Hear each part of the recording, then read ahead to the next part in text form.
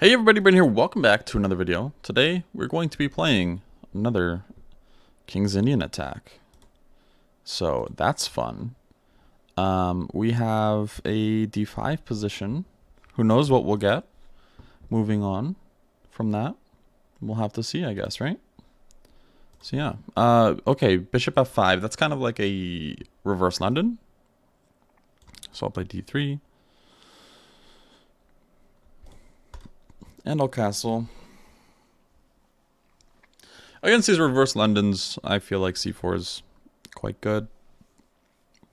Now, I'm not sure. Because their idea behind knight c6, I think, is that if I play c4 here, takes, they might have some like knight b4, knight c2 action going on.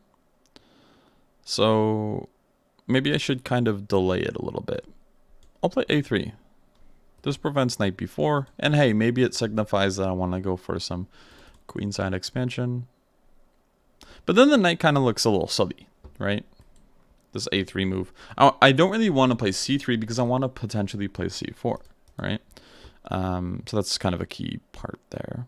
It does weaken the b3 square, so we'll have to see how much that ends up mattering in this game. It might not matter at all. We'll have to find out. Do they push? Do they take? Do they do nothing? We'll have to find out.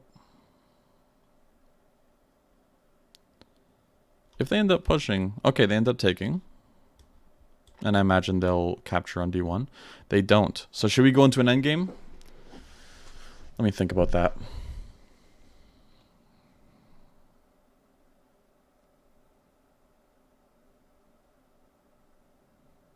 We don't need to. But also, I don't mind it. I think the endgame would favor us because of their lack of good space for their queen. Like, it's not really clear where their queen will go. So I feel like they're going to be enticed to take at some point. So we're going to let them take us, which will gain us a tempo. And yeah, we'll just keep developing. So bishop f4 looks reasonable. And that creates a threat of taking on c7 after trading queens. So if I trade queens right now, they're forced to play bishop takes. And that's not really comfortable. So knight h5, I'll end up trading queens at that point. And then I might just play bishop e3, just drop it back. So bishop d6 instead. They're trying to be annoying. That's not nice. Should I just go back bishop g5? This bishop on d6 could be a good piece, but it also might not be. If bishop g5 h6, it's kind of saying that I'll take. Do I want to take? That's a very serious question. I'm not sure. So the thing is, I can let them take and then take with my g-pawn. This is a thing that's definitely possible. I would want to trade queens, I think, in those instances to avoid any kingside problems. But I think that's okay to play like that. And because of this, I'm looking at a move like b4 just to gain space in the meantime. If they play e5, then I'll probably play something like bishop to g5. If e4, I always have knight h4. I don't really have to worry. Yeah, let's play b4. And I have a threat of c5 right now. If they end up taking on f4, I'll take back. I'm not even sure if I will. Well, now they have queen e7, right? Maybe because they have queen e7, I should trade queens. So yeah, let's trade queens. Because I don't have c2, right? So I feel like there's a slight imbalance of king position there. This structure looks a little odd, but I think it's perfectly safe for us. I don't want to play e3 yet, but it's definitely a type of defensive move we'll have because they do have bishop d3 as a response in this position. That's why I'm not really wanting to play it quite yet. Knight to h5 has to be answered to then. I think we have knight e5 as a response. We're just in time. Knight e5, and if they take, we can just take on c6, so we're happy. They do get rook to d2 at the end. So if we look at this knight h5, knight to e5, I'm assuming they would take it. Well, if they take it, then that's not really great for them. So I guess we don't have to worry. Cool. Yeah, the complications were just working out anyways, so didn't really matter. 95 is always on the agenda. Not really a immediate thing I'm concerned about, since it's kind of always there.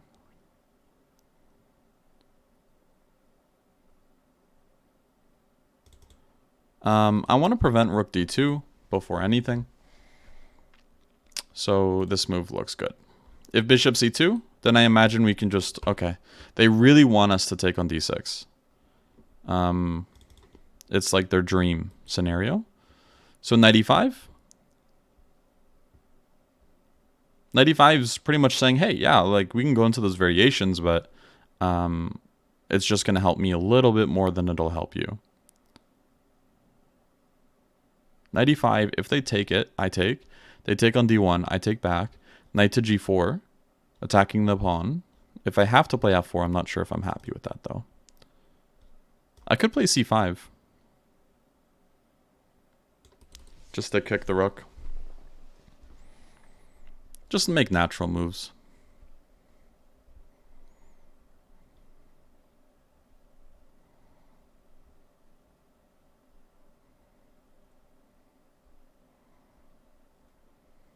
Who knows what they'll play? Okay, they ended up trading. Natural. And they end up going rook d8, which I think might even be a mistake. Because I'm looking at moves like we capture. Or even knight e5 here. Knight e5 looks extremely strong. Where if they capture, we can capture. No, I think we should take. And then play the move knight e5. And this pawn is annoying to defend. They have to play something like c6, but what is this knight doing exactly, right? That is a very weak piece. So I could go for some sort of e4 here. Which doesn't look completely logical. But I also don't hate just trying to improve my pieces. Moves like bishop f3. Bishop f3, there might be bishop h3. So I don't know if king f1, knight g4, I guess we just take it. We're not really concerned about that. Yeah. I guess king f1, we're in time. I want to play some sort of bishop f3. So now I'm considering playing it. If they end up playing knight to d5, which they probably should, I'm looking at e4. If they take... Okay, so if we play e4 here, then they take, we can take here.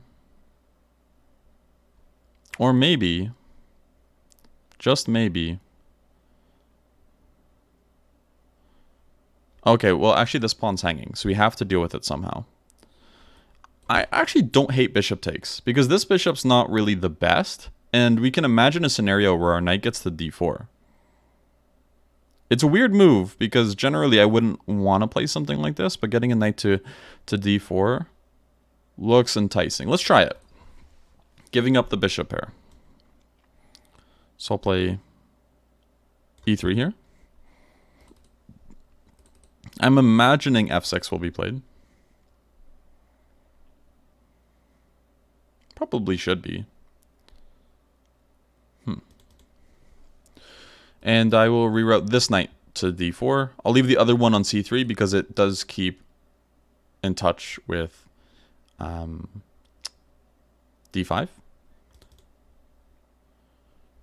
Another question is f6, knight f3, and then knight c6. They kind of maybe get out, but after knight to d4, do they trade? Maybe they do. I do have some weaknesses. But they do have a lot of light square pawns. That's kind of looking interesting. So they go there immediately. That feels incorrect. This feels like I can get something. I want to play king e1 first, but my plan right now is to bring the knight to d4, and how do they defend this guy? It's not actually so easy. As long as I can prevent them from playing bishop d3, like in this position, if I look at it here, let's see. If I play knight e2, they might be able to play bishop d3 and go into this endgame. I'm not sure how that would result, or what the results would look like there. But they might have to react very, very fast here with some sort of e5. And I think that move just wastes just enough time for me to play my knight to d4 and win the game. I think this just wins the game. If they play f6 or h4, that's fine with me. They can't defend the pawn, and the game looks over to me.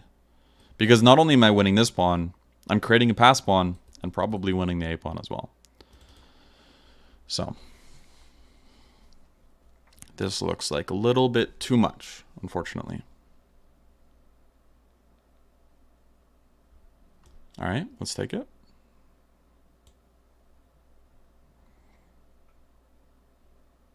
And I could go knight e7 check. Okay, well, they're not allowing me to, which is probably correct. If they go here, probably should have looked at that move.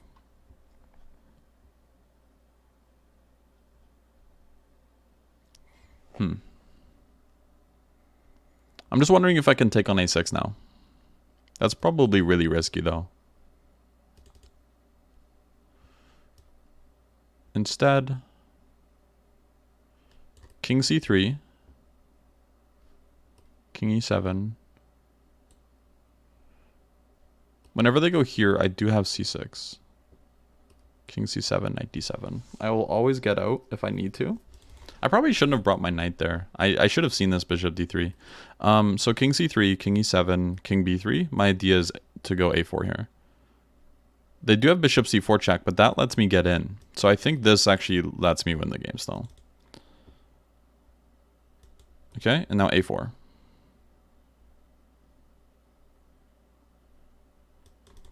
And if they go there, I can move up. Yeah, a4 here.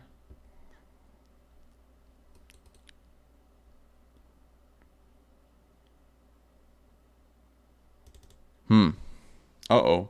I just calculated bishop c4 check, king c3. And then king c7. Am I in trouble?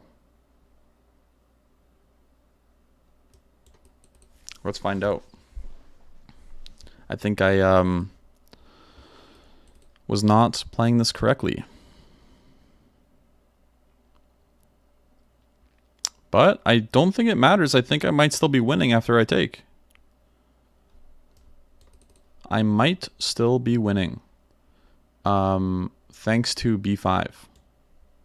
So I think we're all good. But this was unnecessary. Alright, so do I bring my king in? Or how do I do this? So I can move king d4, then I have to deal with f6. Or I can bring my king in this way. Let's bring my king in this way and see what they do. Can they create a pass pawn? It looks like they can. But I do have a lot of pawns in return, and they have to trade a lot as well. Alright. Now it's time to push the a pawn, it looks like. Get that guy to a6. And then bring my king to a5. Ooh. This is going to be a very, very interesting endgame to look at. But yeah, I shouldn't have brought my king to, or my knight to b8. I was a clear pawn up, and that was a fairly, I'm not going to say easy position to win, but it was definitely like, it was winning. All right, so now if they go here, I just take it, and that's a win. And right now I'm threatening to go check. Yeah, it looks like, yeah, I'm still winning. So that's good. Yeah, this is too slow, luckily. b6. And then I can go c6. And b7. They are too slow. b7 wins the bishop. And actually... okay, so how should I do this? Takes? Or should I give a check?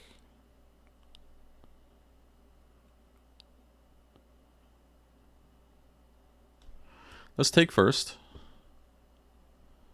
And then I will give a check, win the bishop.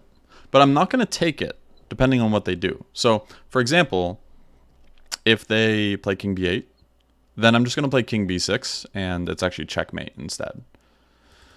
If they play king a7, well then, yeah, I'll take, and then I'll mate them on b7. So luckily this is the winning. We're all good. Yeah, so king b6 here wins the game.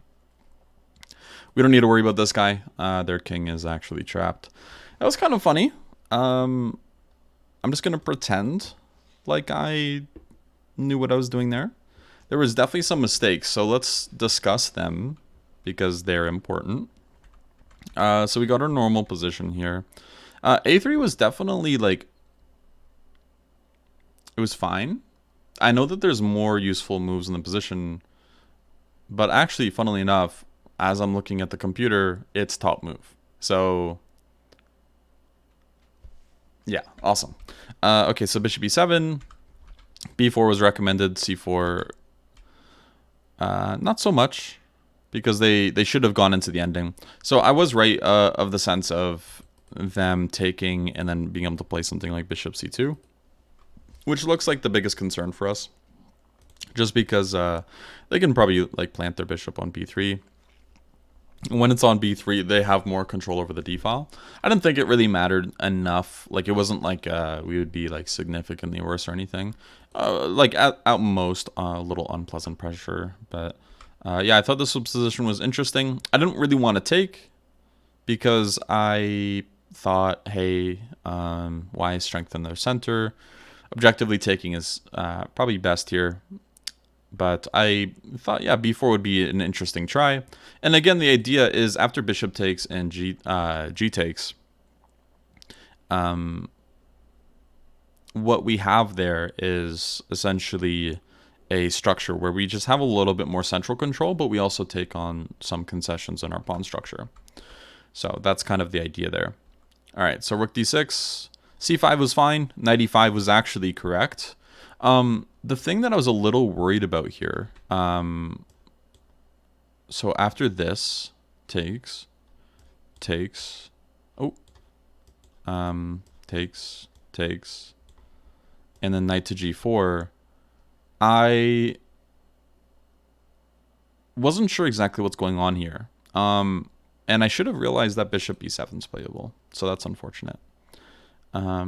Bishop b7, if rook b8, then bishop takes a6, and this is actually completely winning. We can just bring our bishop back, and the e5 pawn doesn't really matter if we have two passers here. Actually, this b pawn's not technically a passer because they have a c pawn, which can prevent it. But yeah, so c5 wasn't really necessary. Still looks fine. Rook d8 felt like we were getting a little something with knight to e5. Maybe knight d4 is also really interesting as well, trying to get their bishop. But I wanted to try playing against their bishop here with knight e5. Bishop takes d5, which looks like the correct move. It looks slightly better as a choice. So again, e3, takes, and this one, I think they start running into a little bit of trouble. So king e1, instead of king e2, because again, I want to bring my knight there. King e1's kind of like a little devious move, and I think they have to play either f6 or something involving preventing knight to e2. And f6 is top move, bishop d3 is next, and bishop g4 is next. And any of those moves that aren't played, like h4 or h5, sorry, yeah, knight e2, the eval starts jumping a little bit. Turns out they can go to b5, but this feels really sketchy. I guess they're just in time. Yeah, we can't really take. That looks like they'll probably take with the b pawn, I think. Not giving us a free passer, and it looks like they'll be able to hold it. I'm just wondering what if we get our king to b3 here. But I think the idea is they give a check whenever we approach b3, and then they just go back. Another thing they can do is they can probably make enough play on the other side of the board just in time. So this is another alternative route that they could have taken. But after knight d4 and bishop g6, here they are practically lost. Yeah, h4 was losing move here. So yeah, so knight b8 was fine. So yeah, I probably should have considered knight d7. c6, did I calculate this correctly? King e7, push. I didn't calculate. Why didn't I calculate this? This is actually very bad and embarrassing. I could have just promoted the pawn. It's not many moves to calculate, but I was a little lazy with my calculation, so I'll make sure to be better. C6 here. King C3 is fine. King B3. Check. And it looks like we're still the ones pushing here, which is good. Knight takes A6 and B5. So that's good. That's good to know. That it looks like, I don't know if it's objectively winning with this evaluation, but we're the ones pushing because we have 3 pass pawns, right? That's quite a bit. Yeah, now we're back to winning. They had to be very precise here. They should have not wasted time here and gone for their F6, E5, D4 idea to try to create some play, and maybe distract my king in enough time to try to get some like light square control going on, where, like, for example, if they got their bishop to B3 here, then I have to push or something, and then they can play like bishop A4 and force me to push again, and eventually it feels like they might be able to blockade on the light squares and hold the game. And by that time I might be able to just like go and munch all the pawns, but that's just dependent on what I mentioned. So yeah, luckily we still won the game, which is good, and we had this kind of funny looking checkmate here with king b6 and c7. But that mainly covers it for the game. I would say the big thing we should learn, and something that I wanted to try out, is generally whenever you have a fianchetto structure on either side, the other bishop can sometimes suffer. So this bishop f4 idea does pop up in some positions. Sometimes it pops up in London system. Sometimes it pops up in like a King's Indian structure, like in this game. And bishop f4 is not the most ridiculous idea, but you have to make sure that your light squares aren't going to get weakened. It sounds weird that you're talking about the weak light squares when you have a light squared bishop that's fianchettoed. But for example, when we play moves like e3, d3 becomes much weaker as a result, because well, we'll have to defend the f4 pawn. So it's definitely a risky strategy, but it's one that works. And hey, if you don't know what to do with this fianchettoed bishop, a good idea is sometimes just, hey, trade it off. Just take. Don't worry too much about the evaluation in positions like this.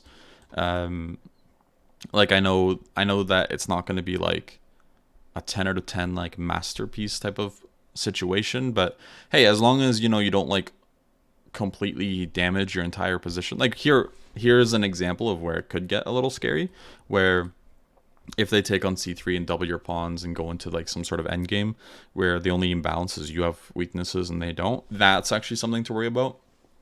But this idea of bishop g5 and just taking on f6 is definitely a valuable one to look at. Maybe not in this exact position though. So that's going to cover it for this game. I hope you guys enjoyed, and I will see you in the next one. Have a good one, guys. Bye.